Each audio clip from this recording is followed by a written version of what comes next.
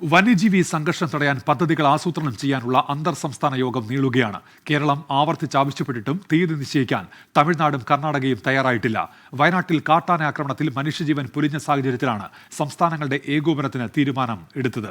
AV ജയശങ്കറുണ്ട് തിരുവനന്തപുരത്ത് നിന്ന്. ജയശങ്കർ, എന്തുകൊണ്ടാണ് ഈ യോഗം അത് ചേരാനുള്ള തീയതി നിശ്ചയിക്കാൻ കഴിയാതെ പോകുന്നത്? ഉമേഷ്, 3-4 തീയതികളിൽ ബംഗളൂരുവിൽ വെച്ച അന്തർ സംസ്ഥാന യോഗങ്ങൾ ചേരാമെന്നായിരുന്നു ഏറ്റവും ഒടുവിലുണ്ടായ ധാരണ. പക്ഷേ ഇതുമായി ബന്ധപ്പെട്ട തമിഴ്നാട്ടിൽ നിന്നും ആന്ധ്രയിൽ നിന്നും ഒരു അനുകൂല പ്രതികരണം ലഭിക്കാത്തതാണ് നിലവിലെ പ്രതിസന്ധിക്ക് കാരണം വയനാട്ടിലെ വന്യജീവി സംഘർഷം വലിയ തോതിൽ വ്യാപിച്ചതിന് പിന്നാലെയാണ് ഈ സംസ്ഥാനങ്ങൾ തമ്മിൽ വന്യജീവി ആക്രമണം തടയുന്നതുമായി ബന്ധപ്പെട്ട ഒരു ധാരണയിലെത്താനാണ് ബംഗളൂരിൽ യോഗം ചേരാൻ തീരുമാനിച്ചത്. അതിന് പിന്നാലെയാണ് വലിയ തോതിൽ സംസ്ഥാന തലത്തിൽ മന്ത്രിമാരുൾപ്പെടെ ചർച്ച നടത്തി. പിന്നാലെയാണ് ബംഗളൂരിൽ യോഗമായി ബന്ധപ്പെട്ട ധാരണ എത്തുന്നത്.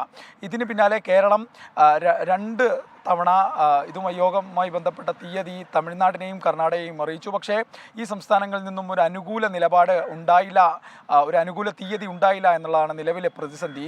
കേരളം ഒടുവിൽ 8-9 തീയതികളാണ് നിലവിൽ അറിയിച്ചിരിക്കുന്നത്.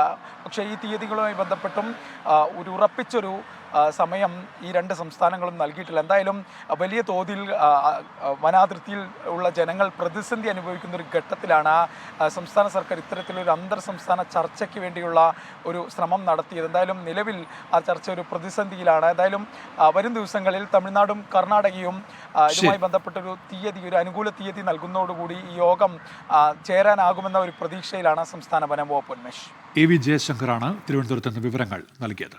ലോകത്തെവിടെയായാലും ഏത് സമയത്തും 24 വാർത്തകളും ഓഗ്മെന്റഡ് റിയാലിറ്റി പാക്കേജുകളും എക്സ്പ്ലെയിനറുകളും വിശദമായി കാണാൻ ഞങ്ങളുടെ YouTube ചാനൽ നിങ്ങൾക്ക് സബ്സ്ക്രൈബ് ചെയ്യാം.